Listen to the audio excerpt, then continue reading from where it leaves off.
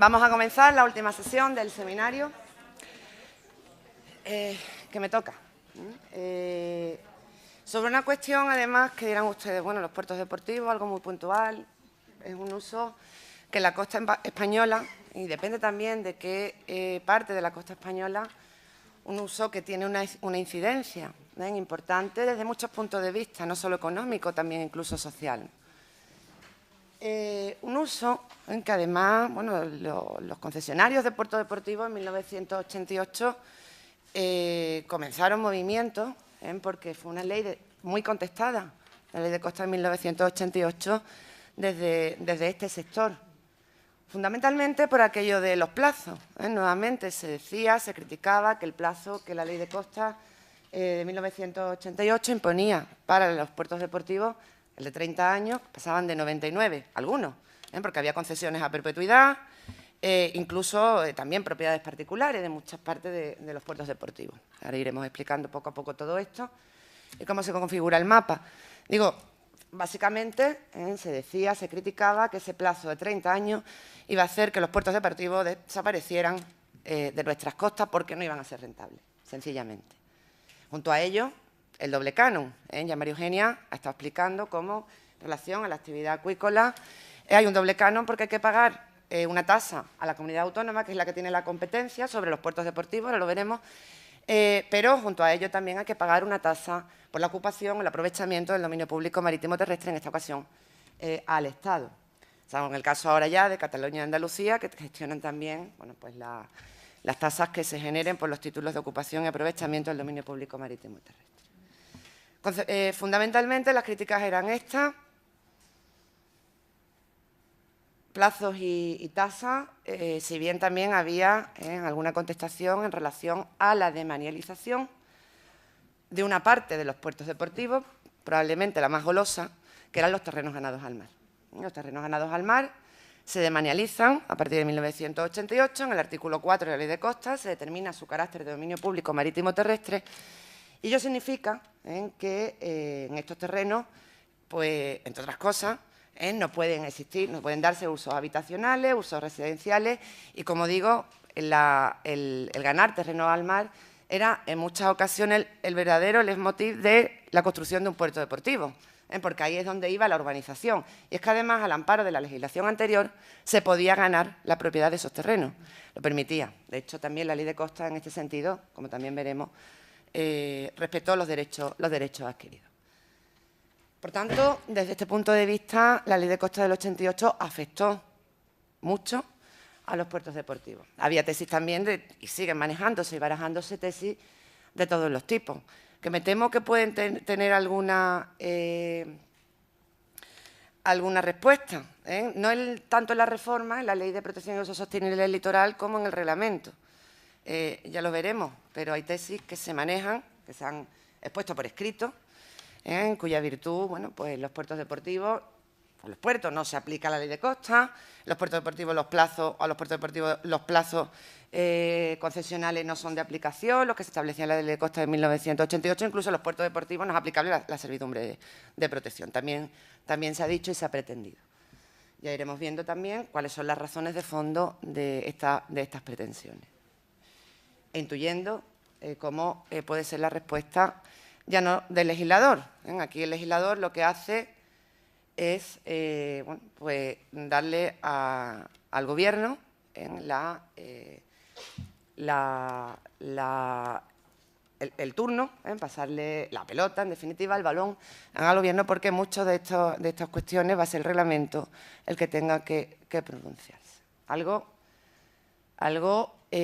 bastante habitual en la Ley de Protección y Uso Sostenible del Litoral. Renunciar no solo a regular, sino incluso a establecer criterios generales y remitirse a la norma reglamentaria para la adopción de la solución definitiva que se le vaya a dar a muchas cuestiones. Curiosamente, en un tipo de puerto deportivo, las marinas son una especie, desde el punto de vista para el derecho de los puertos deportivos.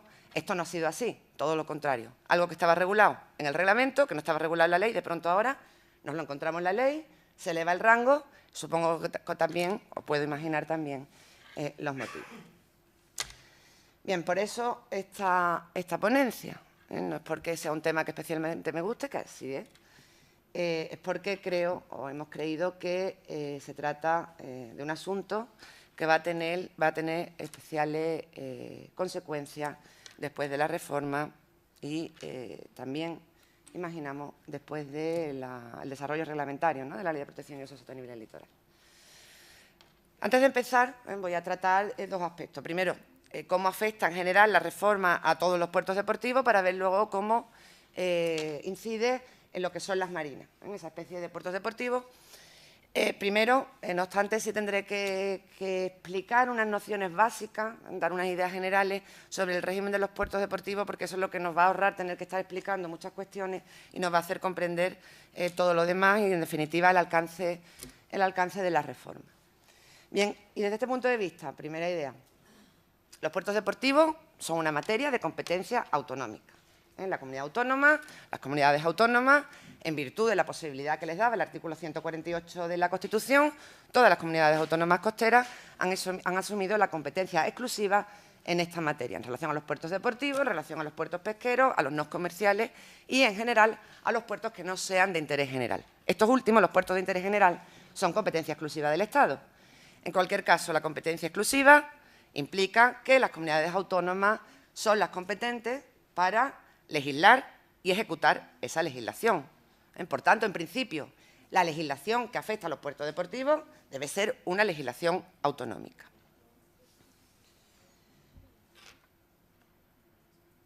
Pero cuidado, porque cuando hablamos de puerto deportivo nos imaginamos o podemos imaginar cualquier instalación náutico-deportiva.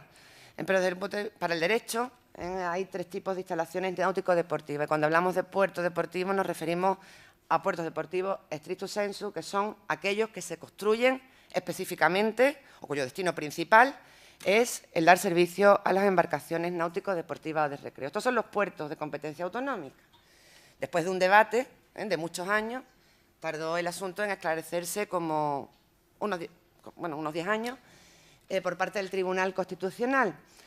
Porque, miren, todo esto viene a raíz de una ley pionera en la materia de nuestra comunidad autónoma. La comunidad autónoma andaluza fue la primera comunidad autónoma que dictó una ley sobre puertos de su competencia. Y era una ley de puertos deportivos, la ley de puertos deportivos de 1988 de la Comunidad Autónoma de Andalucía, que decía que eran competencia de la comunidad autónoma los puertos deportivos, para empezar, pero además también todas aquellas instalaciones náutico-deportivas que se encontraron ubicadas en otro tipo de puertos, en particular los puertos de interés general. Hemos dicho que los puertos de interés general son puertos de competencia estatal.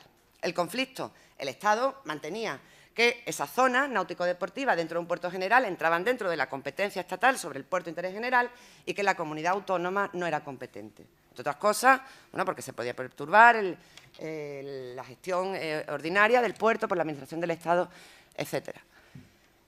La Comunidad Autónoma Andaluza también, en esa ley, declaraba que eran también de su competencia otro tipo de instalaciones náutico-deportivas que no llegaban a tener las características que legalmente se exigen, los requisitos mínimos para ser puertos, consideradas puertos. Estamos hablando de la zona de las instalaciones menores, instalaciones que no alcanzan los requisitos para ser calificados legalmente como puertos, pequeños embarcaderos, pantalanes, etcétera, y que la ley andaluza consideraban también dentro del concepto genérico de puerto deportivo y, por tanto, de su competencia.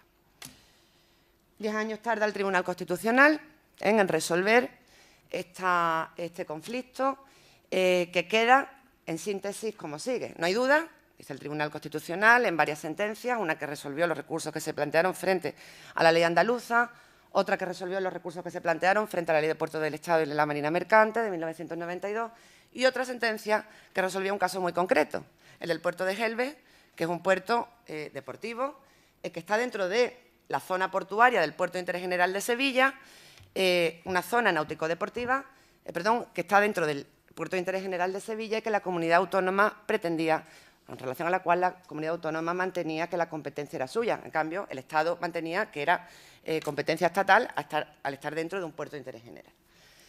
Pues bien, en síntesis, como digo, de la lectura de estas tres sentencias se puede extraer lo siguiente. No hay duda, los puertos deportivos, propiamente dicho, son competencia autonómica y aquí no hay discusión, por un lado. En segundo lugar, en las zonas deportivas, las que están dentro de un puerto de interés general, pues para el Tribunal Constitucional, con acierto, en mi opinión, la competencia va a depender de dónde se encuentre la zona deportiva. Porque si es una zona deportiva que está pues muy cercana a las dársenas comerciales, que si la gestiona la comunidad autónoma, en esa gestión puede perturbar la gestión del puerto de interés general, en ese caso para el Tribunal Constitucional, utilizando un criterio como el tipo de aguas que la bañan, serían aguas de la zona 1, declara que la competencia es estatal. En cambio, hay otros casos, dice el Tribunal Constitucional, en que la zona deportiva, aun estando dentro de la zona portuaria del puerto de interés general, está muy alejada de donde se produce la actividad principal del puerto. De modo que si lo gestiona la comunidad autónoma, no se perturba la gestión ordinaria del puerto y no habría ningún inconveniente en que la comunidad autónoma gestionara esa zona deportiva. ¿Qué es lo que pasaba con Gelbe? Gelbe estaba, al parecer, pues alejado de la zona principal, está alejado de la zona principal, donde se produce todo el tráfico marítimo, la gestión ordinaria del puerto, y el Tribunal Constitucional declaró que esto podía ser así, que la comunidad autónoma podía ser la competente. Sí es cierto que el Constitucional, a pesar de declarar la competencia autonómica, mantiene que para que la comunidad autónoma sea efectivamente competente tiene que reclamar la titularidad. Por tanto, el que la comunidad autónoma sea competente dependería de ese acto formal de reclamación de la titularidad para que fuera competente. En fin, la problemática aquí es amplísima, es muy rica, se han dado muchísimos casos y bueno, nos vamos a ceñir fundamentalmente a los puertos, nos vamos a ceñir a los puertos deportivos propiamente dicho, sin perjuicio de que hagamos también alguna alusión a las instalaciones menores. Estas instalaciones menores que el Tribunal Constitucional resuelve que no son puertos. Al no ser puertos, no son puertos deportivos, no entran dentro de la competencia autonómica. Se trata, dice el Constitucional, de meras utilizaciones del dominio público marítimo terrestre. ¿Quién es el titular del dominio público marítimo terrestre, por tanto, de las potestades, y tiene que ejercitar esas potestades en relación al dominio público marítimo terrestre? El Estado. Por tanto, las instalaciones menores, esos pequeños embarcaderos, etcétera, de acuerdo con esa doctrina del Tribunal Constitucional, o corresponde gestionarlo al Estado.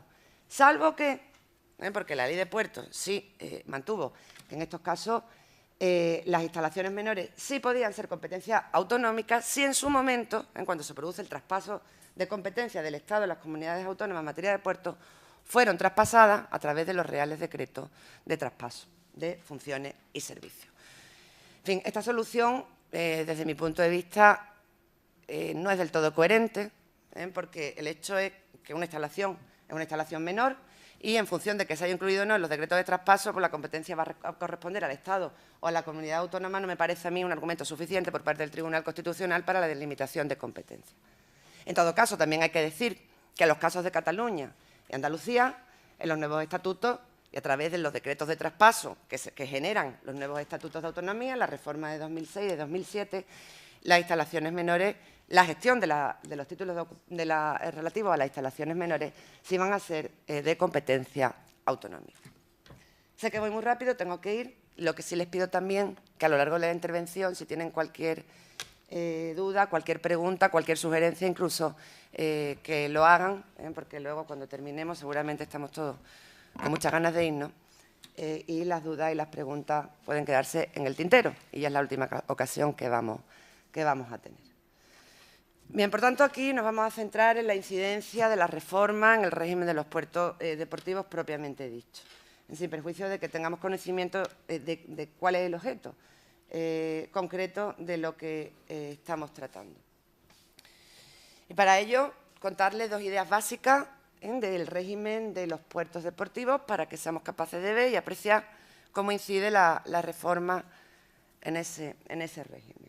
A empezar, como les he dicho, la competencia exclusiva autonómica. Eso significa que la legislación que directamente le afecta a esta actividad o a estos servicios es la legislación autonómica en el caso de que se haya dictado. Si no hay legislación autonómica, tendremos que ir a la estatal supletoria, en el caso de que la haya, que la hay. Y se ha dictado en muchas comunidades autónomas costeras, han regulado el régimen de los puertos de su competencia, no solamente de los puertos deportivos. Ahí tienen el listado de comunidades autónomas con leyes de puertos. Vean que la Comunidad Autónoma Andaluza, en el año 2007, dicta una ley de puertos de los puertos de su competencia y deroga al propio tiempo la Ley de Puertos Deportivos de 1988, siguiendo así el esquema generalizado que tiene lugar en todas las comunidades autónomas de dictar leyes con vocación de regular todos los puertos de su competencia, no solo un tipo, los deportivos, los pesqueros o los de refugio, ¿no?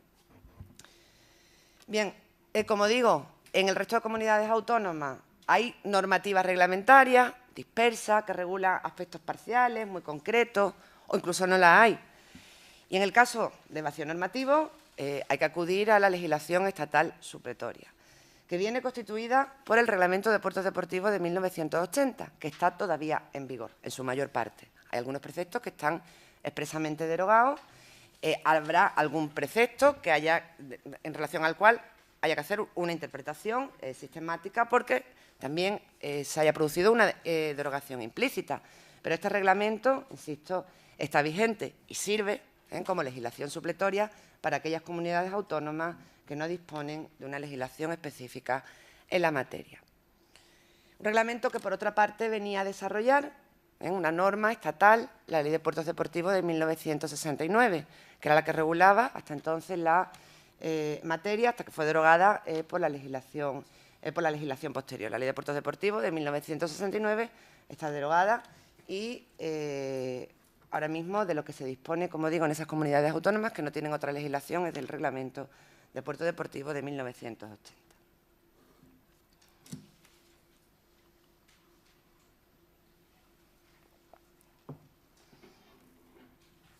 Bien, y en toda esta normativa, o de toda esta normativa, se puede extraer cuál es el régimen, unas notas básicas del régimen de gestión de los puertos deportivos. Miren, la gestión de un puerto deportivo puede ser directa, porque lo gestione la propia administración, o puede ser indirecta, porque se gestione a través de un tercero, que contrata con la administración la gestión de esos servicios, o incluso la construcción del puerto, o las dos cosas. En el primer caso, la gestión directa, a su vez, puede tener lugar de dos maneras. Por una parte, es la administración autonómica, a través de sus órganos, con sus propios recursos, su personal, la que gestiona esos puertos, o puede crear una entidad instrumental, ad hoc, específica, para la gestión de esos puertos, que es lo que ha ocurrido en las comunidades autónomas que aquí les relaciono, entre ellas la nuestra. En Andalucía, la Agencia Pública Puertos de Andalucía gestiona los puertos de la competencia de esta comunidad autónoma. La agencia ha sustituido a una entidad anterior, la Empresa Pública Puertos de Andalucía, y es una tradición ya, desde hace muchos años, en nuestra comunidad autónoma, por la utilización de esta entidad instrumental. No fue pionera, la primera fue Cataluña, y sí debo decir que el caso curioso de Cantabria. En Cantabria se han estado gestionando a través de una entidad instrumental, ad hoc, con autonomía de gestión, dotada de personalidad jurídica también. En todos los casos son entidades de derecho público que sujetan su actividad al derecho privado, salvo cuando se trate del ejercicio de potestades públicas, porque ahí es donde no puede llegar el derecho privado, y por eso también esa es la razón de que sean entidades de derecho público, porque si no estaríamos hablando probablemente de sociedades y fundaciones. De hecho, en Cataluña hubo un intento que no prosperó, porque si no, pues sencillamente la agencia o la entidad de Puertos de Cataluña no podría sancionar, por ejemplo.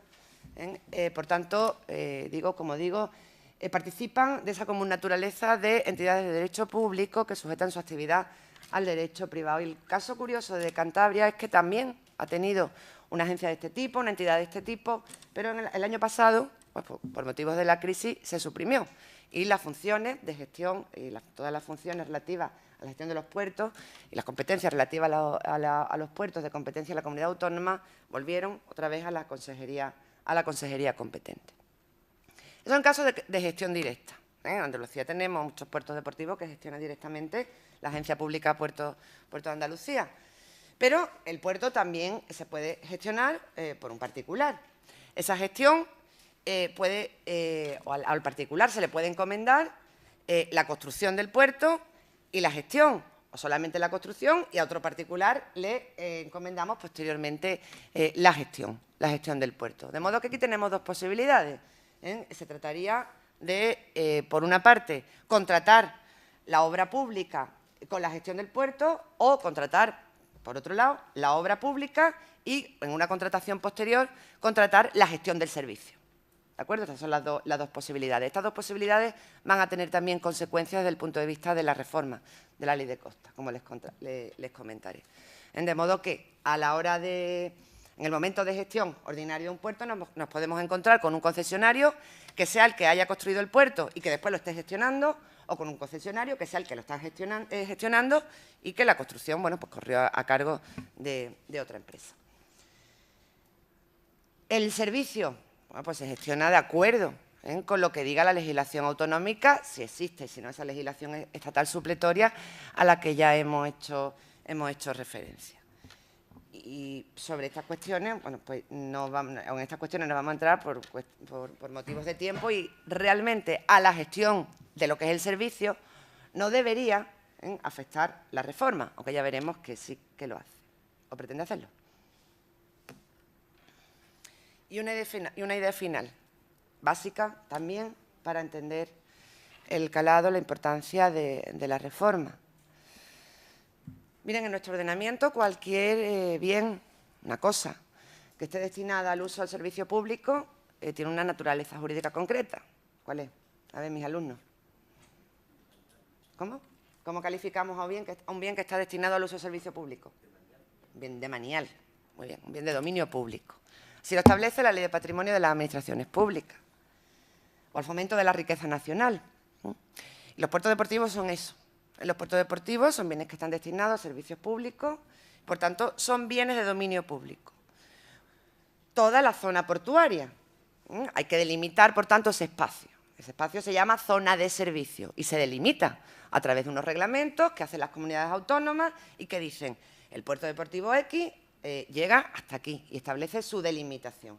Por tanto, hasta dónde llega el dominio público portuario coincide exactamente con los límites de la zona de servicio del puerto.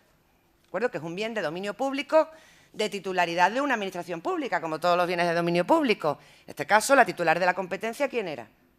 La comunidad autónoma. ¿Quién es la titular del bien? La comunidad autónoma, ¿vale? Sobre ese particular, ¿no hay duda?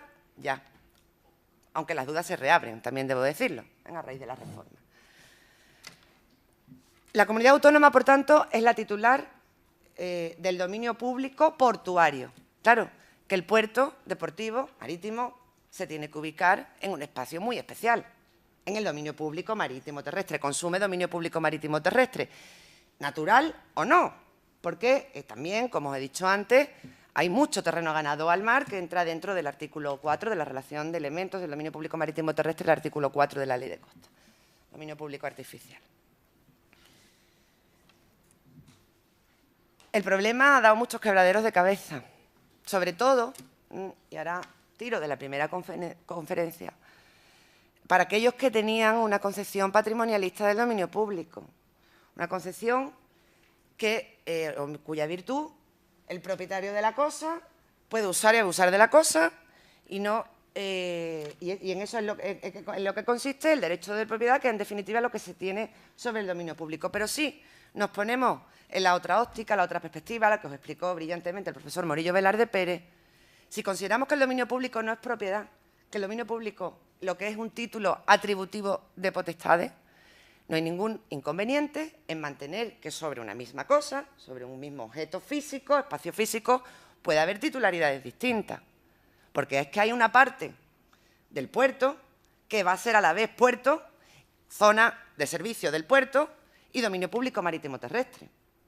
¿Me explico? Hay una parte de ese espacio, por tanto, donde coinciden dos titularidades demaniales. Pues ningún problema. Que cada administración titular ejerza las potestades que le corresponden, que se coordinen. Ese es el problema, probablemente, la coordinación entre administraciones públicas, que es una de las grandes cuentas pendientes del Estado autonómico, en mi opinión. Pero, desde el punto de vista teórico, no había ningún problema. Y así lo entendió, finalmente, después de muchos años de conflicto, primero en el Supremo, después también en el Tribunal Constitucional, Tribunales Superiores de Justicia, parecía ya asentada la idea de que es compatible, que sobre un mismo, es perfectamente posible, o jurídicamente posible, que sobre un mismo espacio físico convivan distintas titularidades demaniales.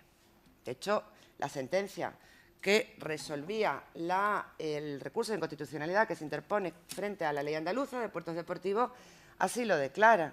Aquí la tienen citada.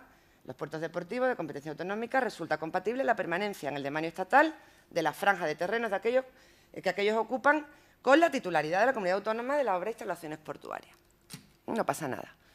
La sentencia 149/91, la que resolvió los recursos de inconstitucionalidad que se interpusieron frente a la ley de costa, también se dice algo así.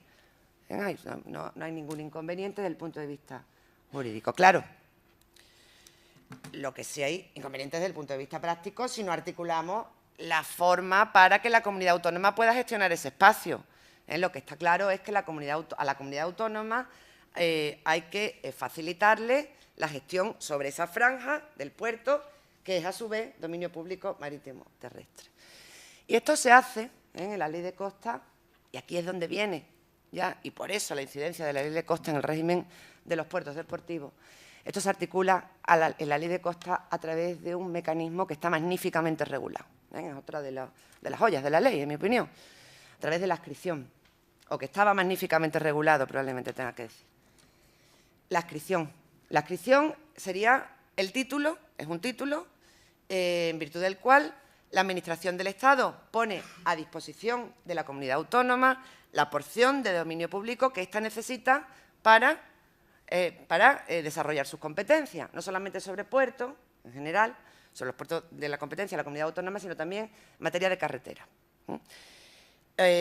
Por tanto, a través de la adscripción, como digo, el Estado pone a disposición de la comunidad autónoma esa parte del dominio público marítimo terrestre para que la comunidad autónoma pueda desarrollar sus competencias sobre puertos deportivos. Y además se articula de una manera también que me parece bastante positiva en aras de la coordinación administrativa. Como sabéis, la Administración cuando actúa lo hace siempre a través de procedimientos. El Estado adscribe a una comunidad autónoma una parte del dominio público marítimo terrestre para que esa comunidad autónoma construya un puerto deportivo o contrate la construcción de un puerto deportivo. ¿Eso cómo se hace? Pues a través de decisiones administrativas y de procedimientos administrativos. La comunidad autónoma aprueba ese proyecto. Es la competente para aprobar el proyecto de construcción de un puerto deportivo. ¿Y cómo lo hace? A través de un procedimiento, siempre. Un procedimiento administrativo que tiene una serie de trámites. Y entre esos trámites hay un trámite que es el de informe. Un informe que tiene que emitir la Administración del Estado, que tiene que ser favorable para que el puerto deportivo se pueda adscribir y que se tendrá que limitar, naturalmente, a cuidar de que esa ocupación que se pretende del dominio público marítimo terrestre cumpla con todos los requisitos que establece la legislación de costa. En definitiva, a lo que le corresponde al Estado, a proteger el dominio público marítimo terrestre. No se puede pronunciar sobre otras cuestiones. Cuestiones del servicio, relativas al servicio, tarifa, amarre, etcétera, ¿corresponderían a quién? Comunidad autónoma sería la que se tendría que pronunciar en ese procedimiento que está tramitando de aprobación del proyecto. De modo que si el Estado considera que el proyecto puede perjudicar al dominio público marítimo terrestre y no emite informe favorable, ese proyecto no puede salir a la luz, no se puede aprobar por parte de la comunidad autónoma. Si el Estado considera que esto no es así, que el proyecto puede ir para adelante porque no perjudica el dominio público marítimo terrestre, seguirá tramitándose el procedimiento y se aprobará o no se aprobará el proyecto, pero ya por otras razones, estrictamente relativa al servicio.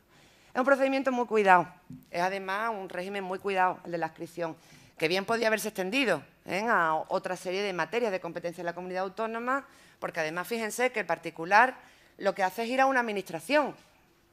No tiene que presentar dos solicitudes distintas. El particular se dirige a una administración y ya dentro de la comunidad autónoma, bueno, pues se eleva la petición de informe, la Administración del Estado se emite y ya luego tiene la decisión completa. Esa cosa de la ventanilla única, por tanto, aquí se hace realidad, ¿no? En mi opinión, facilita las cosas bastante al particular. Por eso digo que es una técnica muy bien regulada, muy bien pensada, el procedimiento está bastante bien diseñado, aunque tenga también su crítica, ¿no?, que se le pueda hacer en relación a alguna cuestión y se podría haber extendido bueno, a otras materias de la competencia autonómica. De momento se ciñe, como digo, los puertos y vías de transporte de competencia autonómica. Afecta, por tanto, a los puertos deportivos. La adscripción se regula en los artículos 49 y 50 de la Ley de Costa y 103 y siguientes del Reglamento de Costa. El artículo 49 de la ley es uno de los preceptos bastante afectados, un precepto bastante afectado por la reforma. Regula la adscripción, regula los aspectos principales de la adscripción y toca aspectos muy importantes para la gestión de los puertos deportivos, como son los plazos concesionales, como son los usos que se pueden desarrollar en los puertos deportivos y una cuestión también tangencial, muy tangencial, tan tangencial que creo que no debería estar en una ley como esta, como es el impuesto sobre bienes inmuebles, para dar también respuesta a unos conflictos que han surgido precisamente entre la Comunidad Autónoma Andaluza y el Estado, que han sido resueltos en un sentido por los tribunales, que ahora el legislador dice, sí, pues yo lo resuelvo en otro. Esto lo ha hecho en más ocasiones, en la reforma, no solamente en este tema. Y luego ya al margen de lo que la reforma toca, el artículo 49, que es el que regula la adscripción, también tendremos que ver cómo en relación a las tasas hay una modificación que también afecta a determinados tipos de instalaciones náutico-deportivas. Estas son las 4 cuestiones: plazos concesionales, IBI, usos y tasas. Plazos concesionales. Bueno, a pesar de esas tesis que se han manejado por ahí, a las que ya hice alusión, ¿no?, al principio de la intervención, que mantienen que los plazos de 30 años de la Ley de Costas de 1988 no afectaban a los puertos deportivos, esto afectaba de lleno, porque además tanto la ley como el reglamento mantenían que esto era así, ¿no? Lo que ocurre es que la legislación de puertos estatal, que al principio, vamos a ver, la legislación de puertos es especial con respecto a la legislación de costas. Entonces, la legislación de costas es verdad que se remite en lo que hace al régimen de los puertos, de todos los puertos, a su legislación específica, pero la legislación de puertos, inicialmente, la que se dicta después de 1988, estatal, de los puertos de interés general, respeta el mismo plazo de la Ley de Costas y pone las concesiones que se pueden otorgar en los puertos de interés general con un plazo de 30 años. Posteriormente, parece ser que se piensa que ese plazo no es suficiente para la amortización de las instalaciones, las inversiones, etcétera, y que, bueno, pues parece que hay que aumentarlo. De modo que, en distintas reformas que ha tenido la legislación de puertos estatal, ese plazo ha ido aumentando a 35, queda ahora en 35 y 40 años, en función de que el concesionario haya construido el puerto y además lo esté gestionando, en este caso el plazo es mayor, la amortización parece que requiere un plazo mayor, el plazo sería de 40 años, mientras que si lo que está haciendo el concesionario es simplemente gestionar el puerto, la construcción no corre a su cargo, en ese caso el plazo que establece la legislación de puertos es de 35 años. Esto afectaba a los puertos de interés general solo y exclusivamente. Podía afectar a instalaciones náutico-deportivas, pero aquellas que estaban en puertos de interés general, no por tanto a los puertos de competencia autonómica, no por tanto a los puertos deportivos, que estaban marcados y limitados por los plazos que establecía la Ley de Costas. Dominio público adscrito, concesiones a 30 años. No había vuelta. Sin embargo, la legislación autonómica de puertos hizo trampa. Porque en muchos casos no estableció plazo máximo para las concesiones, sino que hacía una remisión a lo que dijera la legislación estatal de puertos, o incluso la legislación de contratos del sector público ahora, de las administraciones públicas con anterioridad, que también distingue con los plazos entre la concesión de obra pública y la concesión de servicio público. Había alguna legislación autonómica que se remitía respetuosamente a lo que dijera la legislación de costas. Por tanto, ahí estaba clarísimo que el plazo máximo era de 30 años. Otra que establecía ese mismo plazo, 30 años, concesión de puerto deportivo, 30 años. Pero otra, como digo, hacía la trampa, remisiones. Entonces te encontrabas que en la ley de puertos tenías ya 35 y 40 años, un plazo mayor que el que establecía la legislación de costas. Pues la reforma ha optado, con algún vaivén, ha optado por esa remisión a la legislación de puertos. De modo que, para las concesiones que se otorguen en dominio público adscrito, por tanto, las concesiones de puertos deportivos, los plazos son de 30, de 35 años y 40 años, según que el concesionario esté exclusivamente gestionando el puerto o que lo haya construido y además lo gestione después, respectivamente.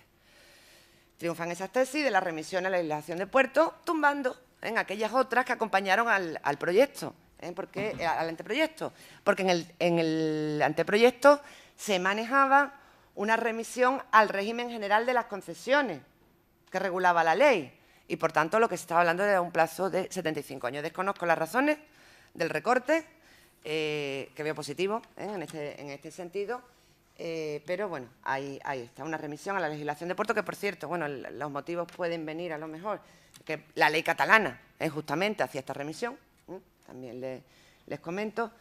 Y luego también se establece un plazo máximo en la reforma, y esto es una novedad también, para las prórrogas. Las prórrogas, en relación a las cuales hay una remisión también a la legislación estatal de puertos, estableciendo, no obstante, un límite, que no podrán ser superior a la mitad del plazo establecido en esta legislación que afecta a los puertos de interés general.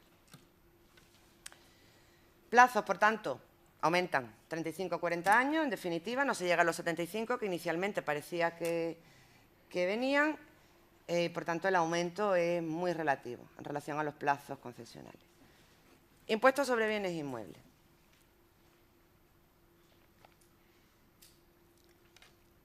Miren, esto parte de un contencioso que se produce en nuestra provincia, en relación a un puerto deportivo en nuestra provincia. El ayuntamiento en el que está ubicado el puerto exigía el pago del impuesto sobre el bien, lo exigía a la administración autonómica.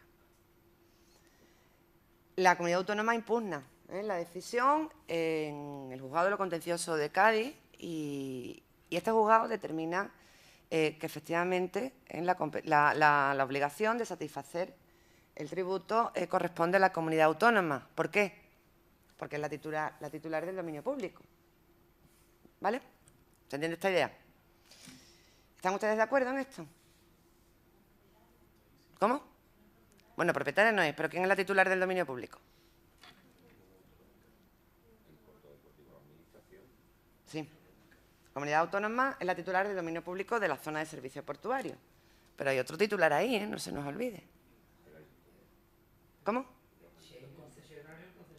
Sí, pero estamos hablando de dominio público no concedido. Porque cuando es el concesionario es el responsable del pago del tributo, del pago del IBI. Claro, el Estado de la parte de dominio público marítimo terrestre. Ahí hay dos titulares, ¿vale? Bueno, pues el contencioso de Cádiz, el juzgado del contencioso de Cádiz, tira para la comunidad autónoma, resuelve en favor de la comunidad autónoma. La comunidad autónoma impugna, y va para arriba. Aquí tenéis toda la relación de sentencias, del conflicto, que llega al Supremo, pasando por el Tribunal Superior de Justicia de Andalucía, que da la razón a la comunidad autónoma, resuelve en contra del juzgado contencioso de Cádiz y determina que el responsable es el titular del dominio público marítimo terrestre, desconociendo que hay también otro dominio público. El Estado es titular de parte, pero no de todo. Yo, por tanto, no estoy de acuerdo con este conjunto de sentencias, porque creo que a lo mejor lo que hay es una obligación compartida y que se tendría que resolver conforme se resuelven pues, las obligaciones tributarias para los cotitulares, de acuerdo con el derecho tributario, del que, por cierto, no tengo ni idea, pero creo que tendría que ser así. ¿Qué es lo que hace la ley de protección y uso sostenible del litoral? Pues directamente dice, bueno, muy bien, yo soy el contribuyente, el Estado, pues ahora nombro un sustituto, de acuerdo con lo que me permite la legislación de haciendas locales. La comunidad autónoma va a ser el sustituto del contribuyente en relación con respecto al IBI de la parte de dominio público adscrito y no concedido, y además no podrá repercutir, se establece la obligación expresa de repercutir sobre el contribuyente ese importe. Una práctica que, como veremos, no es exclusiva de esta cuestión y que el legislador repite en otros ámbitos del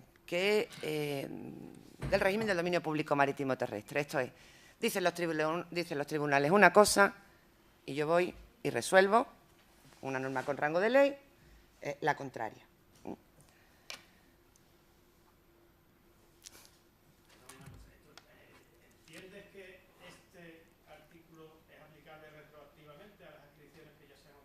no. No. Claro. Claro. Claro, tendría que haberse dicho. Y no se ha dicho en ningún sitio. En mi opinión, salvo que lo diga el reglamento, porque yo ya me espero todo. ¿Sabes? Otra cosa es lo que venga a decir el reglamento, cuidado, que podría decir cualquier cosa. ¿Vale? A mí tampoco me parece, por tanto, acertada, de acuerdo con esa teoría que os decía, la solución de la ley. Yo creo que aquí tendría que haber una corresponsabilidad, de acuerdo, o en función de qué parte del dominio público estemos hablando. Si es dominio público marítimo terrestre, corresponsabilidad. En el resto de la zona de servicio portuaria, creo que la responsable es la comunidad autónoma. Y ahora unas modificaciones que entran a última hora. En el trámite ya del Senado, enmiendas en el Senado, se introducen en el artículo 49 pues una serie de determinaciones relativas a los usos que se pueden desarrollar en dominio público adscrito o incluso también relativas a usos prohibidos. Que no entiendo muy bien, aunque intuyo por dónde pueden ir. Y no las entiendo porque, de acuerdo con el régimen general, esto ya era así. Es decir, un puerto deportivo, en la parte de dominio público de un puerto deportivo, de dominio público marítimo terrestre, no pueden existir usos habitacionales ni residenciales. 25 de la ley. Pero tampoco en la zona de servidumbre. En el puerto deportivo, entiendo, el dominio público, que es Ribera del Mar, genera zona de servidumbre y ahí tampoco puede haber usos habitacionales, en mi opinión. Aplicando las reglas generales, pues, los usos habitacionales, que prohíbe ahora la reforma, quedarían prohibidos. Y los usos permitidos, pues también, conforme a las reglas generales, se sacan o se extraen las mismas consecuencias, las que sean incluso más amplias. Les explico. Vamos a ver. Lo que se hace ahora en la reforma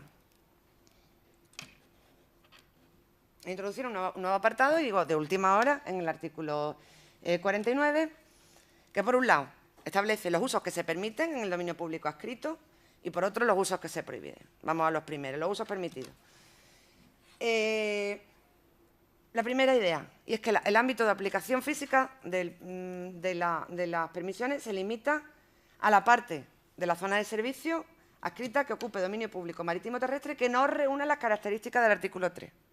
Parece que lo que me está diciendo es que en la parte del puerto que sea dominio público marítimo terrestre que sí que reúne las características del artículo 3, a contrario, no pueden existir este tipo de uso. Algo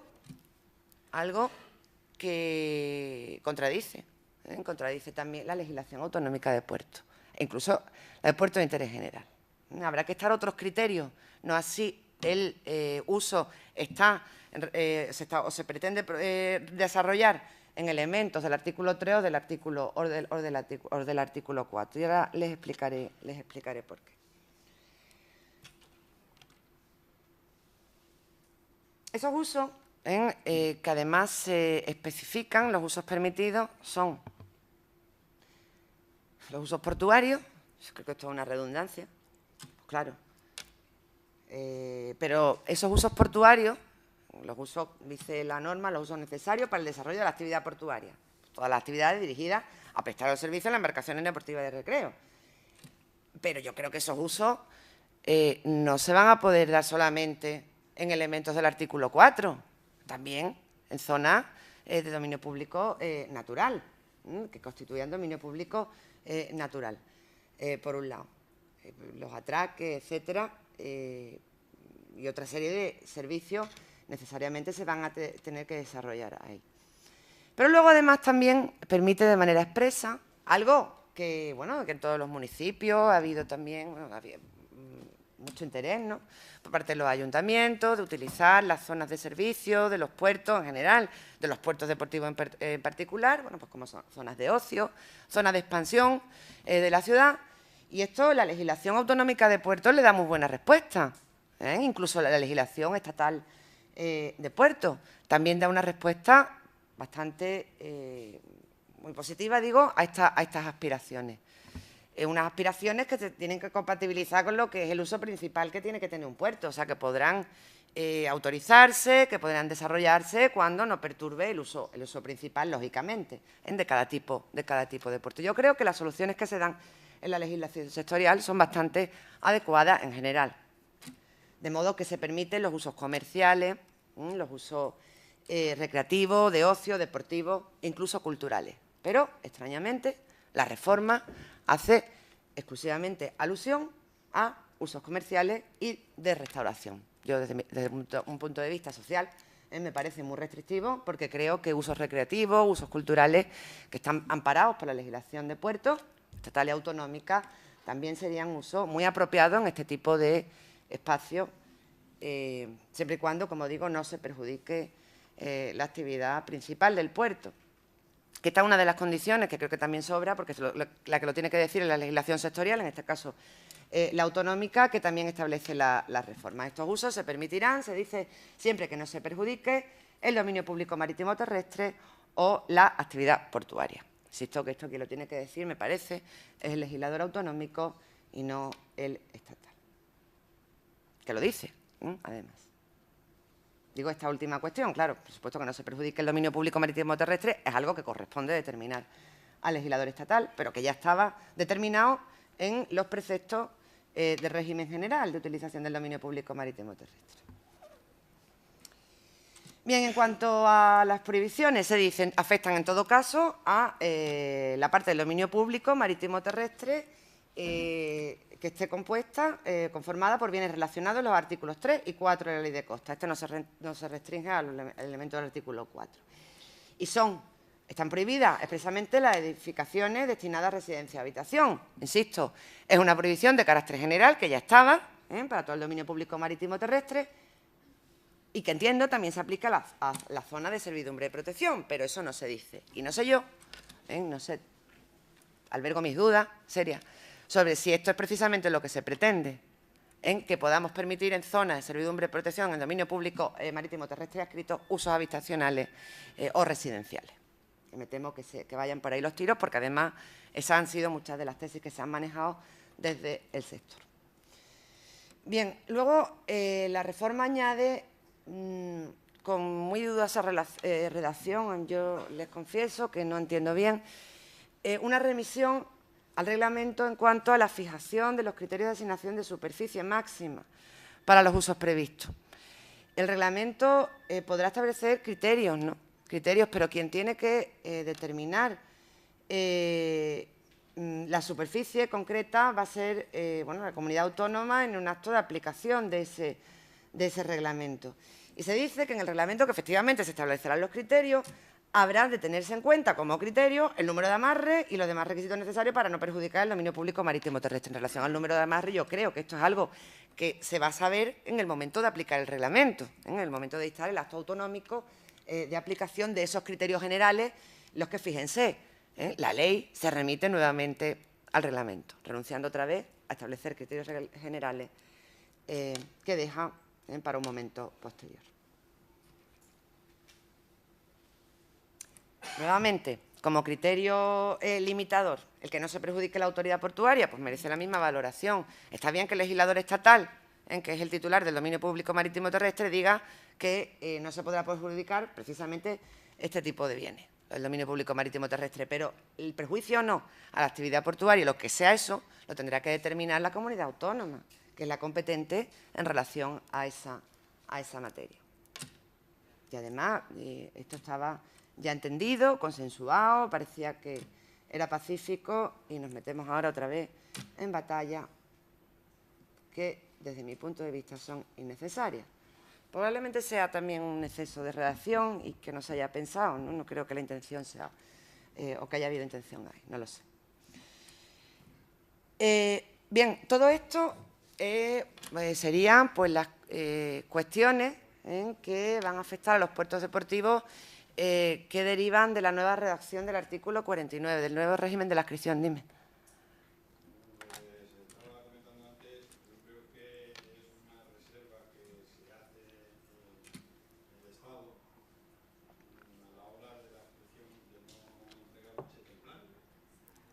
¿A qué te refieres?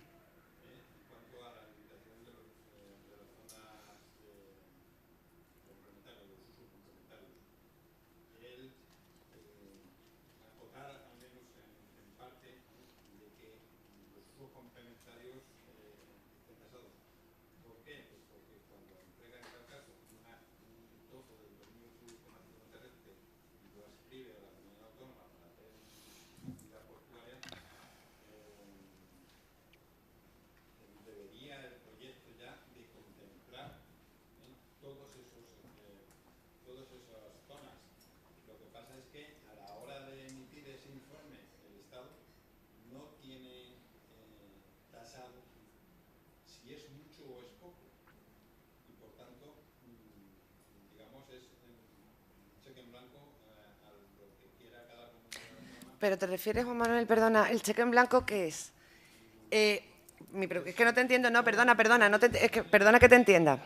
A ver si consigo, es que no sé bien si te refieres a que lo que se pretende es efectivamente limitar los usos con el establecimiento de usos permitidos y prohibidos que se hace en el 49 o con esa remisión al reglamento. Es que no sé a cuál de las dos cuestiones te estás refiriendo. En este caso lo que dice que lo remita al reglamento. Sí. Y en el reglamento tendrá que acotarse, pretende acotar de que los usos complementarios, ya hay unas provisiones, pero los usos complementarios estén dentro de un rango.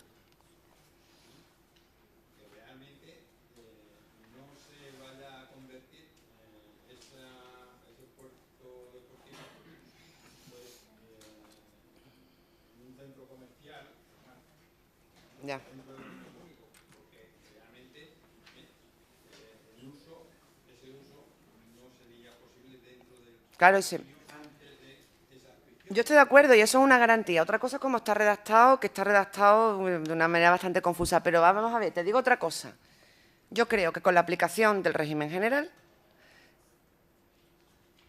dependiendo también del desarrollo reglamentario, claro, teníamos un régimen más estricto que el que ahora se introduce por la vía de determinar los usos permitidos y prohibidos en el artículo 49. Porque es aplicable a zona de servidumbre. Aquí, al no decir nada, yo me temo que es que el reglamento vaya a decir que en zona de servidumbre sí podemos hacer usos habitacionales. No lo sé, a lo mejor. De la redacción del precepto, vamos, entiendo que se puede interpretar que está restringiendo a la zona de dominio público estrictamente. Espero que no. Pero sí es cierto que había tesis en ese sentido, que venían precisamente del sector. Tú lo sabes mejor que yo. Bueno. Bien, esto por lo que hace a la modificación del artículo 49. Por lo demás, en relación a las tasas, la reforma afecta muy puntualmente a los puertos deportivos, en concreto a las instalaciones que puedan desarrollar actividades no lucrativas, eso sí, y que se gestionen por entidades náutico-deportivas, a las que se les podrá reducir la tasa, el importe del canon de ocupación, en un 75%. Esta es la principal novedad, o la única novedad realmente en cuanto a las tasas para puertos deportivos, las que afectan a este tipo de instalaciones que se gestionan por este tipo también de entidades. Por tanto, en los puertos deportivos hay que satisfacer una doble tasa, una por la utilización del dominio público autonómico, siguiendo esa tesis de la doble titularidad, a la Administración autonómica, y otra por la utilización del dominio público estatal a la Administración del Estado. Y esto no es una doble imposición, y así lo ha determinado el Tribunal Constitucional en la 149/91 famosa. Claro es que también, probablemente, para frenar un exceso de consumo del litoral, la legislación anterior, concreto, el reglamento, esto tiene también su peligro, porque pueda ser modificado por el próximo reglamento, no lo sé, pero el reglamento de costas de 1989 sí que determinaba que la Administración del Estado no recibiría el canon, o el concesionario de un puerto deportivo no tendría que satisfacer el canon en favor de la Administración del Estado si ese puerto estaba construido con anterioridad a la Ley de Costas y fue uno de los puertos traspasados por el Estado a la comunidad autónoma de acuerdo con los reales decretos de traspaso y servicio. De este modo, fíjense que lo que se grava con doble canon es la construcción de puertos deportivos con posterioridad a la ley de costa. Yo, con un claro, entiendo, un sentido, una filosofía del minimizar, ¿no?, el consumo del litoral y gravar, en todo caso, ese consumo. Bien, esto en cuanto a los puertos deportivos en general. Y a ver si muy rápidamente, porque ya llevamos una hora. Una introducción curiosa de una disposición adicional séptima en la Ley de Costa a través de la Ley de Protección y Uso Sostenible del Litoral, que afecta a un tipo de puerto deportivo muy concreto. Unos puertos deportivos cuya especialidad o particularidad consiste en que van acompañados de una urbanización. Las urbanizaciones marítimo-terrestres. De las urbanizaciones marítimo-terrestres es de lo que habla la disposición adicional séptima, nueva, de la Ley de Costa, con mal criterio, con dudoso criterio, porque realmente ahí no se está regulando una urbanización, se regula la zona de servicio portuaria asociada a esa urbanización, lo que es el puerto en sí, que eso es lo que consiste una marina.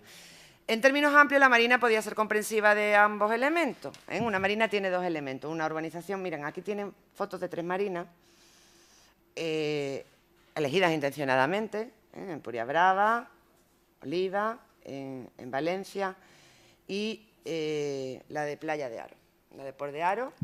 Son marinas enormes, donde hay una urbanización anexa y asociada a lo que es la zona de servicio y que además se caracteriza porque tiene una serie de canales, canales navegables que se construyen para que el barquito pueda llegar pues, a toda o prácticamente toda la urbanización.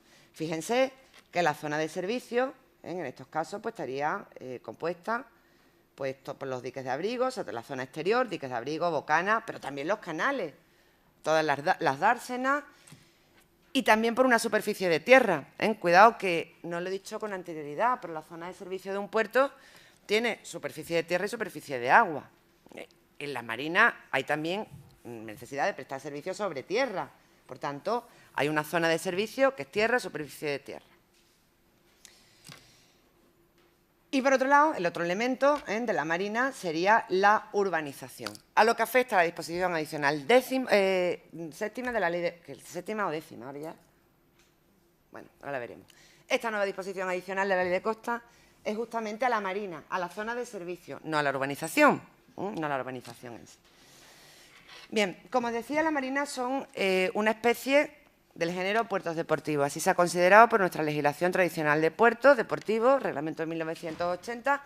Así se considera cuando las comunidades autónomas asumen la competencia, cuando se configura el Estado autonómico, se dictan los estatutos de autonomía y, a partir de ahí, en su legislación, las comunidades autónomas, pues, de modo explícito o implícito, pues también han considerado que las marinas son puertos deportivos. Hasta ahora, hasta este momento, sobre esta cuestión no ha habido discusión. De hecho, hay algunas comunidades autónomas que en su legislación de puertos se ocupan de las marinas, llamándolas de uno u otro modo, urbanizaciones marítimo-terrestres, marinas interiores.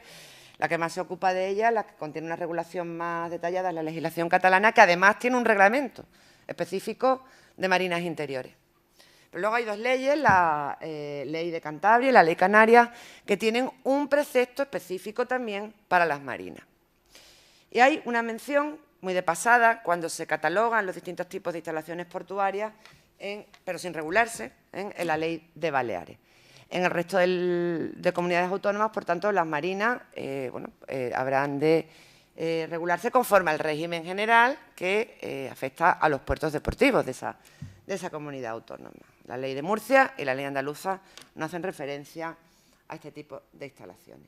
Instalaciones que son puertos deportivos, que por tanto participan de esa naturaleza, digo las marinas, no la urbanización marítimo-terrestre, que, ojo, puede construirse sobre terreno de titularidad pública o privada. No tiene por qué ser necesariamente privado.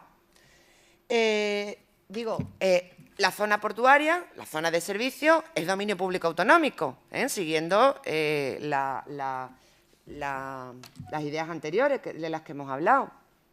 Su gestión lo habitual es que sea una gestión indirecta, que se articule mediante la presentación de proyectos a la comunidad autónoma, un proyecto que puede consistir solamente en la explotación, pero también en la construcción y en la explotación de la marina. Un proyecto que tiene que pasar también por el informe vinculante de la Administración del Estado, porque también hay que adscribir dominio público marítimo terrestre.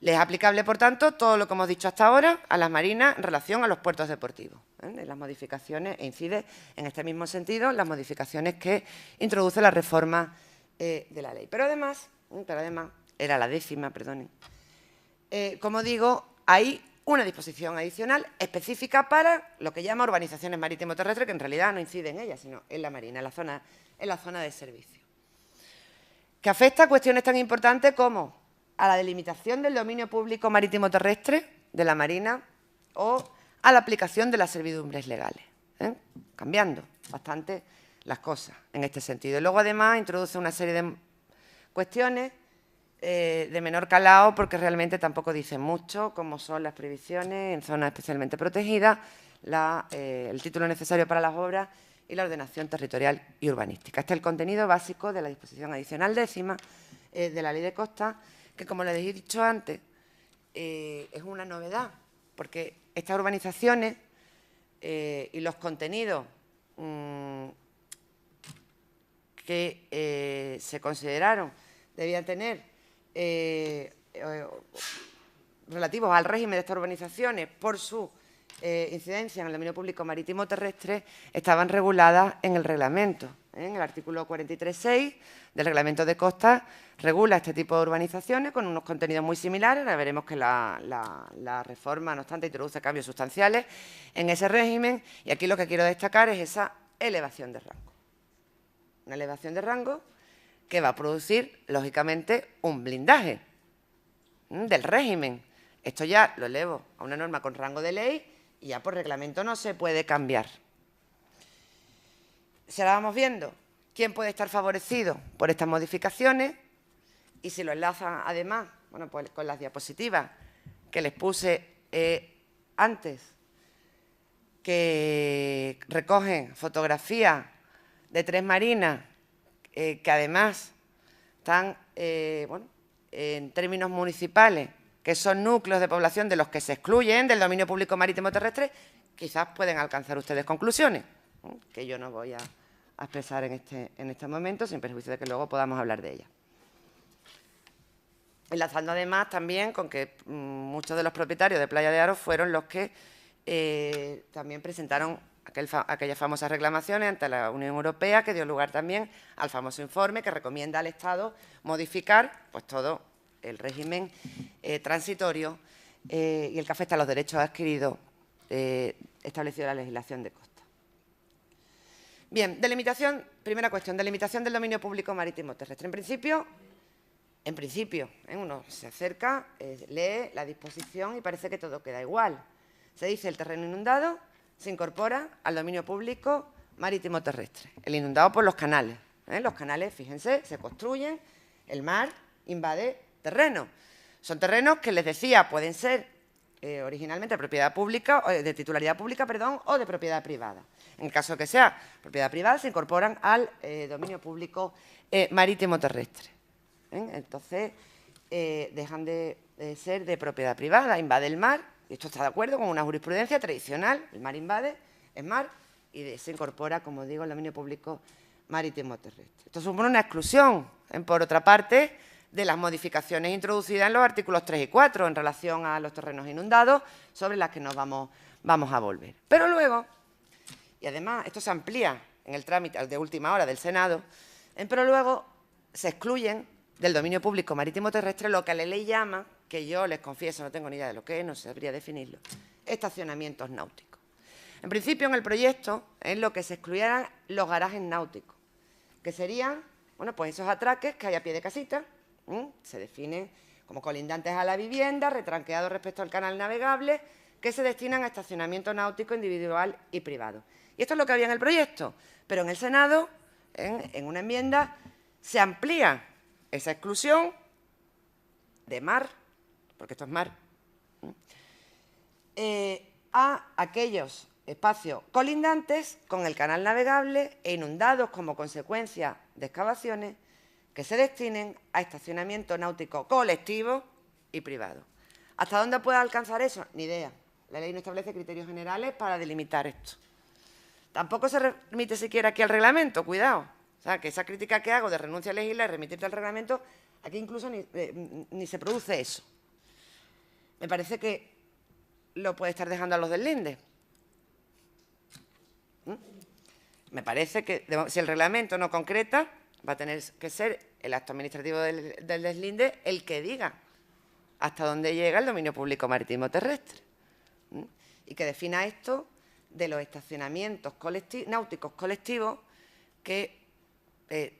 cuyos límites, como digo, en la ley de costa, no, con esta nueva redacción, yo por lo menos ni me los imagino, ¿no? Pueden ser prácticamente todo el canal. Pero hay otro problema importante. Y es que, con ser esto así, esa parte... ¿Perdón? Creo que alguien estaba diciéndolo. A ver, esta parte de la Marina forma parte de la zona de servicio, que es de dominio público, autonómico. O sea, aquí hay un problema importante de incompatibilidad. ¿Saldrán del dominio público marítimo terrestre? ¿Esto quiere decir que se incorporen a la propiedad privada? En mi opinión, no. Porque son dominio público autonómico, parte de la zona de servicio. Esto no lo han calculado, claro. No sé lo que dirán, no sé tampoco si los recursos... Entonces yo entiendo que ahí por lo que yo entiendo es que son como una especie de plazas de aparcamiento para los barcos que sí serían de titularidad privada, ¿no? Aunque estuviesen adscritos a... Pues no te has enterado de lo que acabo de decir. A ver, yo creo que esa es la idea. Yo lo entiendo así. Vamos. Esa es la idea. Pero yo te insisto, en que ese agua forma parte de la zona de servicio del puerto. ¿Puede ser de titularidad privada? No. Ah. Pero esto que dice ahí, No. que podría. Ahí dice que sale del dominio público marítimo terrestre. Cuidado. Si sale del dominio público marítimo... No es dominio público marítimo terrestre. Ya no se considera un bien de manial. Perdona, no se considera un bien de dominio público marítimo terrestre de titularidad del Estado. Pero es que ese agua, ese espacio físico, sí es un bien de dominio público autonómico. Es zona de servicio. Que además la legislación autonómica toda la califica como tal, ¿eh? Cuidado, que no es que yo esté aquí aplicando nociones generales de teoría general. Es que la legislación autonómica dice que la zona de servicio de un puerto es dominio público autonómico. Por tanto, sí, el efecto que se ha pretendido es que sea propiedad privada y tenemos aquí un obstáculo importante que los tribunales tendrán que resolver, supongo. A ver, con las tesis que estaban asentadas sobre la posibilidad de que en un mismo espacio físico existan distintas titularidades de maniales, no. Si hemos admitido que esto es así, porque ya hay una doctrina no solo constitucional, sino también contencioso administrativa, de la jurisprudencia contenciosa administrativa, que tiene esto clarísimo, ¿ahora qué vamos a volver para atrás? Si aplicamos esa jurisprudencia, desde luego, saldrán del dominio público marítimo terrestre, con dudoso criterio, en mi opinión, viniendo además también toda la jurisprudencia anterior. Ahí he citado alguna sentencia, incluso en la diapositiva anterior, que decía que el mar territorial es que es dominio público, no puede ser otra cosa. Bien, pues todo eso me lo salto, porque soy el legislador. Nuevamente, en otro ejercicio de soluciones contrarias a los pronunciamientos jurisdiccionales. Bien, porque no me puedo saltar lo que diga la legislación autonómica. ¿Vale? Que dice que eso es dominio público portuario. No se incluirán, es que no pertenecían, porque se supone que eso ha sido excavado. Es decir, eso no era antes dominio público, era dominio privado y se ha excavado. Pero tiene una incongruencia con la cuestión de la inundación debido a las obras. Entonces, ahí es donde está la incongruencia con la zona de servicio portuario, porque sí que se desmañaliza. Entonces, no se desmañaliza todo el agua. Es decir, depende de dónde esté el agua, será agua de mañal o será agua privada. Aunque sea salada toda, Ya. ¿Pero es agua del puerto? Pues, Es que vamos a ver, A ver, el atraque... El estacionamiento... El estacionamiento del Corte Inglés es privado. No. El viario que estamos hablando de algo sustancialmente distinto. Estamos hablando de un bien de dominio público que es un puerto, Juan Manuel. No se puede trasladar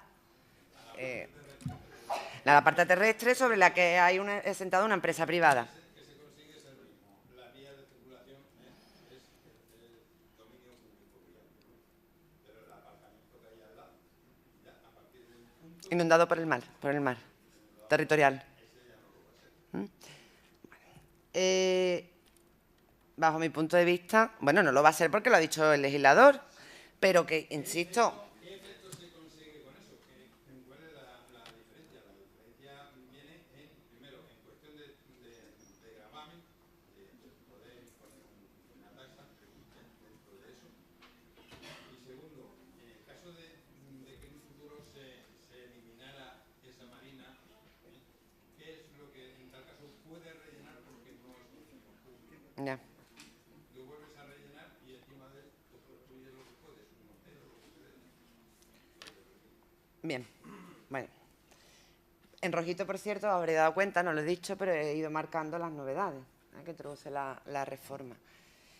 Otra de la reforma complementa esto que acabamos de decir con el establecimiento de un derecho de uso vinculado a la vivienda, del amarre situado frente a la vivienda, de esos estacionamientos, a favor del propietario de la vivienda que sea contigua al canal navegable. Cuidado, es un derecho de uso, no se dice qué tipo de uso. Eso habrá que estar a la legislación autonómica. Es un uso que se dice vinculado a la propiedad de la vivienda, que solamente se podrá transmitir con la vivienda. Pero el régimen de los amarres entra dentro de la competencia relativa al servicio. Es, por tanto, un régimen que regula la legislación autonómica. Y la legislación autonómica, de acuerdo también, por otra parte, con nuestra legislación tradicional de puertos, prohíbe los derechos de uso exclusivos. Aunque, porque estamos hablando de un servicio público, la legislación autonómica lo ha calificado como servicio público, conforme a ello prohíbe los derechos de uso exclusivo, de amarre, sí permite los derechos de uso preferente, para garantizar que siempre pueda haber amarres disponibles cuando el titular del derecho preferente no esté, y dar servicio así a las embarcaciones transeúntes. Esta es la idea, fue la idea de nuestra legislación tradicional de puertos, y es la idea que se mantiene en la legislación de las comunidades autónomas. Sí es cierto que en relación a las marinas, exclusivamente la comunidad autónoma catalana, en la ley de puertos, establece la posibilidad de que existan amarres de uso privativo, lo que no es compatible con el derecho de uso exclusivo, por otra parte. Esto también habrá que resolverlo, pero yo me temo que la que lo tenga que resolver es la legislación autonómica otra vez, porque si no nos estamos saltando todo el régimen de competencia. Bien, pues de acuerdo con todo lo anterior, también en la disposición adicional sexta de la Ley de Protección y Uso Sostenible del Litoral se establece el reintegro a sus propietarios del dominio público de los terrenos de las marinas que dejen de formar parte del dominio público marítimo terrestre. Hay unos elementos también en los puertos deportivos de los que ya hemos hablado, los terrenos ganados al mar. Bueno, la reforma no toca el régimen de los terrenos ganados al mar, su consideración como bienes de dominio público marítimo terrestre es un elemento muy importante en los puertos deportivos y en las marinas también. Por tanto, son dominio público marítimo terrestre, salvo en el caso de que fueran terrenos cuya propiedad se ganó conforme a la normativa anterior. Les comentaba con anterioridad que la legislación anterior a la Ley de Costas de 1988 permitía que el concesionario ganara en propiedad esos terrenos siempre y cuando se hiciera con título suficiente, de acuerdo con los requisitos que establecía la legislación, y por tanto existen, y esto lo ha respetado, las disposiciones transitorias de la Ley de Costas respetaron las situaciones preexistentes, existen terrenos ganados al mar de propiedad privada, los que se ganaron al mar con anterioridad a 1988, con título suficiente y de acuerdo con los requisitos que establecía entonces la legislación. Tenemos ahí, por tanto, un doble régimen. Los que se ganan al mar con posterioridad a 1988 son dominio público marítimo terrestre. Y esto queda así en la reforma. No se ha tocado, pero lo traigo porque me parece también un elemento muy importante en relación a las marinas y los puertos deportivos. Servidumbres legales. Miren, La servidumbre de protección preexistente con anterioridad a las obras, de los canales y tal, mantiene su vigencia.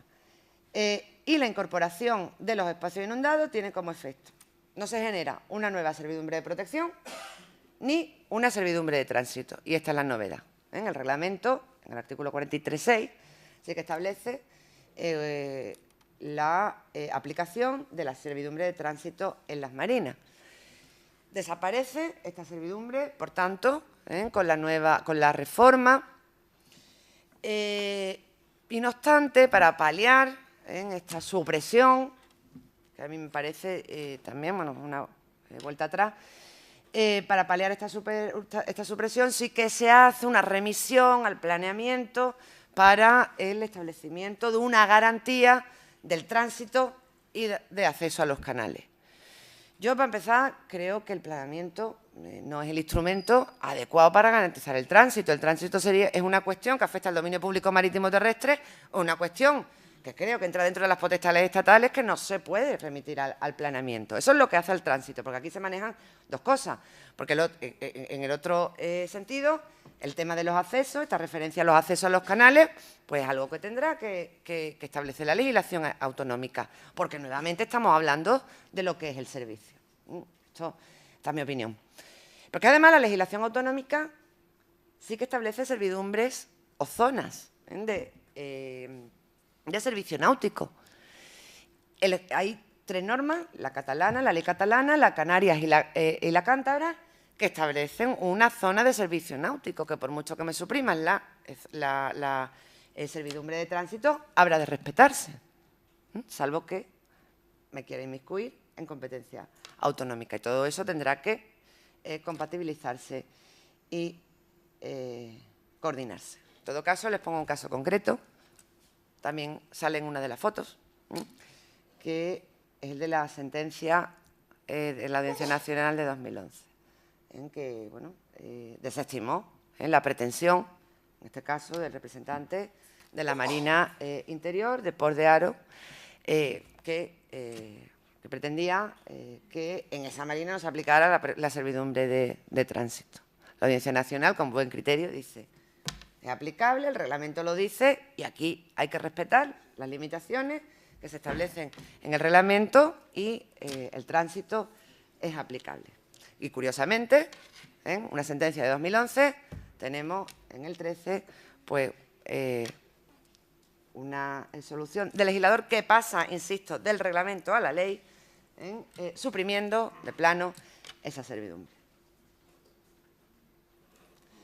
Bien, por lo demás, tres cuestiones que tienen una valoración muy rápida, porque tampoco dicen mucho, ¿no? Hay una novedad, que es la que señalo aquí en rojito, en cuya virtud, en el apartado 4 de la disposición adicional, se determina que las obras para la construcción de canales y de los estacionamientos no podrán afectar a tramos de costa que constituyan playas. Bueno, esto no es ninguna novedad. Las playas saben que están especialmente protegidas, pero además también a espacios protegidos. Aquí habrá que estar, desde luego, a la legislación de espacios protegidos, la básica estatal, que viene constituida por la Ley de Patrimonio Natural, de la Biodiversidad, y la autonómica de desarrollo.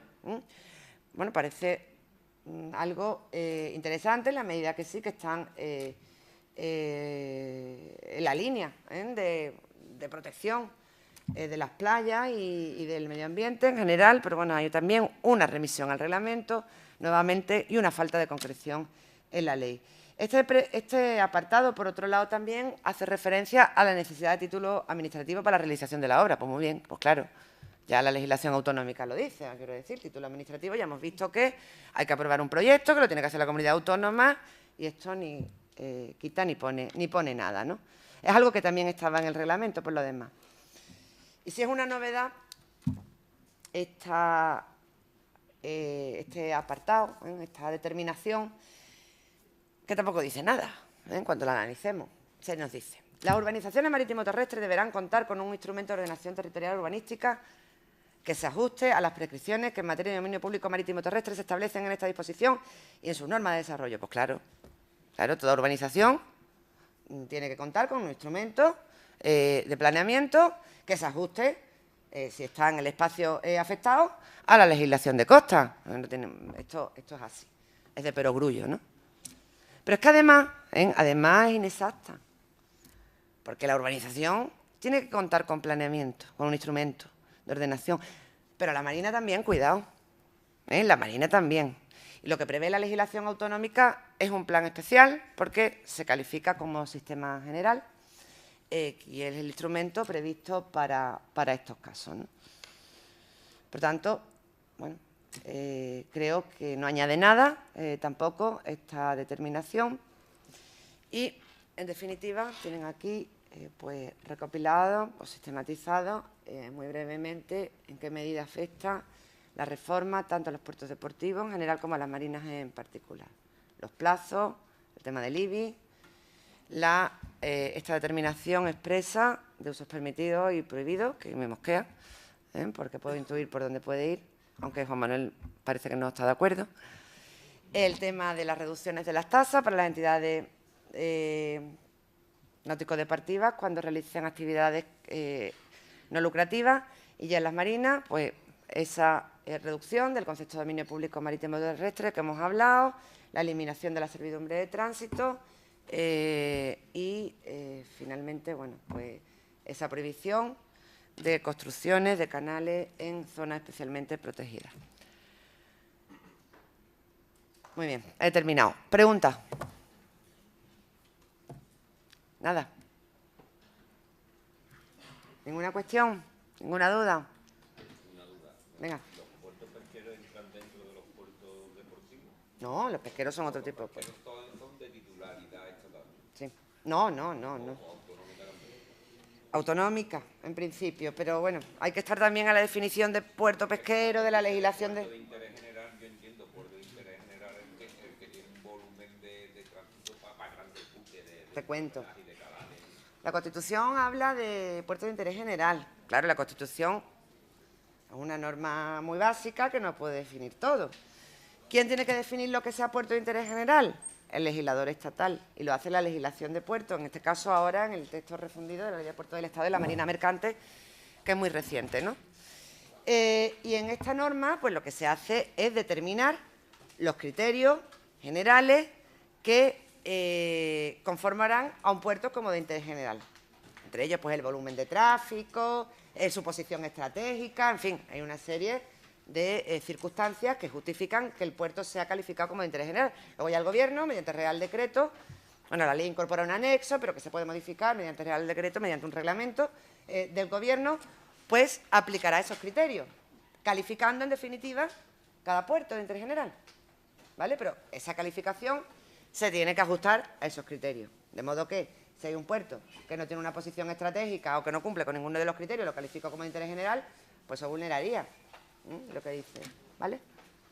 Y luego hay que estar también, porque también en los puertos pesqueros, bueno, habría que estar también a la definición, a las definiciones que introduce la Ley de Puertos del Estado y la Marina Mercante, el texto refundido, porque también afecta y tiene como consecuencia, puede tener como consecuencia, por ahí me corregirán si me equivoco, que no todo puerto pesquero tenga por qué ser de competencia autonómica.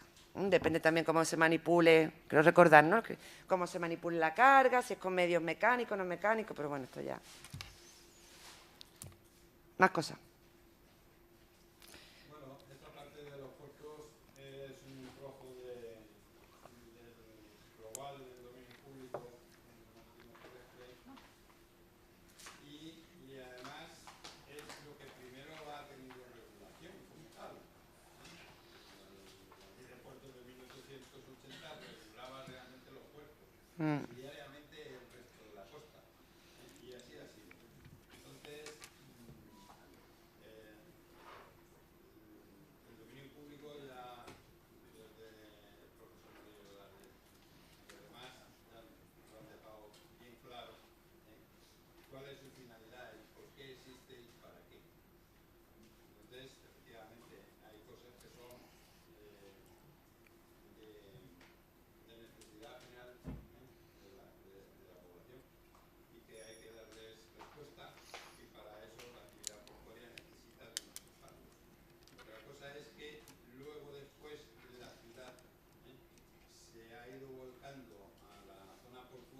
ha ido comiendo parte de ese terreno portuario para implantar una cantidad de usos y actividades que realmente no son portuarias y que deberían, en tal caso, de estar en otro sitio.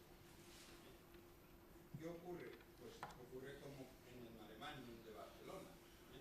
El antiguo puerto de Barcelona estaba todo ocupado por un montón de cosas. ¿Y qué es lo que se dice? No tenemos puerto y ahora necesitamos hacer otro puerto. ¿Y qué vamos a hacer? Pues en la desembocadura del Llobregat pues vamos a hacer otro puerto inmenso de grande que lo volveremos a ir ocupando. Es decir, porque ciertas actividades, por eso es el desarrollo urbano y la trama y la conexión entre lo que es el puerto en sí, cuando lo que tiene es un centro urbano y la ciudad. Y esa relación de puerto-ciudad siempre ha existido, pero luego después, y lo hemos visto en los últimos 25, 30, 40 años, que ha sido de una presencia mucho mayor de actividades no netamente portuarias. Y ese es el gran problema. Sí, son unas relaciones que han sido tradicionalmente difíciles. Ha habido mucho conflicto, mucha presión por parte de los ayuntamientos, en principio sobre la administración del Estado, para los puertos de interés general, después ya con las comunidades autónomas para otro tipo de puertos.